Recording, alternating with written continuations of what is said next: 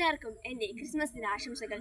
Christmas എന്ന് പറയുമ്പോൾ നമുക്ക് ഓർമ്മ വരുന്നത് സമ്മാനങ്ങളും പുൽക്കൂടും പിന്നെ ആകാശത്തിളങ്ങിയിരുന്നിരുന്ന ഒരു നക്ഷത്രവുമാണ്.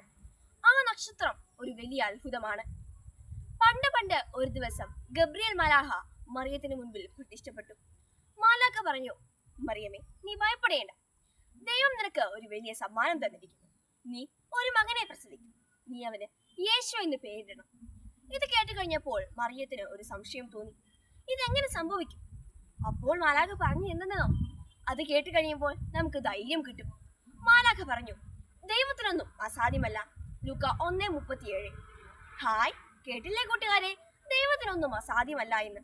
ചെറിയ കാര്യങ്ങളും വലിയ കാര്യങ്ങളും, നമുക്ക് ചെയ്യാൻ പറ്റാത്ത കാര്യങ്ങളും ദൈവത്തിന് ചെയ്യാൻ പറ്റുമെന്ന്. ഈ ക്രിസ്മസ് ദിനത്തിൽ നമുക്ക് ഈ കാര്യം ഓർമ്മിക്കാം. നമ്മുടെ ജീവിതത്തിൽ എന്തെങ്കിലും പ്രയാസമോ ബുദ്ധിമുട്ടുകളോ വന്നാൽ മറിയത്തെ പോലെ നമുക്ക് ദൈവത്തിൽ വിശ്വസിക്കാം. നമ്മുടെ യേശു, ആ പ്രതീക്ഷയുടെ നക്ഷത്രം, എല്ലാം നല്ലതാക്കി തരും. എല്ലാവർക്കും ഒന്നുകൂടി ക്രിസ്മസ് ആശംസകൾ നേരുന്നു. നന്ദി.